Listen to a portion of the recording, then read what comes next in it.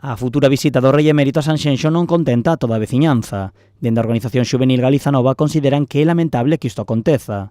A agrupación manifestouse esta mañá en Sanxenxo para denunciar que Juan Carlos I visita a vila. O noso rexeitamento a que esta visita quede impune, que pase coa complicidade do goberno do Estado español, de PSOE e Unidas Podemos, e co beneplácito do Partido Popular. O propio alcalde de Sanxenxo do Partido Popular manifestou que estaba encantado coa visita do rei, chegando a dicir incluso que o importante é que se relaxe, e do mesmo xeito Alfonso Rueda, o presidente da Xunta, tamén manifestou pois este agrado coa visita. Dende a asociación consideran que o Rei Emérito debería comparecer ante a Xustiza. Nos estamos completamente en contra de que esta fin de semana vai a estar aquí Juan Carlos I. Todos os sucesos que rodean a figura do emérito non fan máis que corroborar que a monarquía española é unha institución corrupta e inxusta que para nós non ten cabida neste país. Tamén denuncian que a monarquía é un sistema prexudicial para o desenvolvemento da xente moza e reclaman unha república galega. Que o único que representa é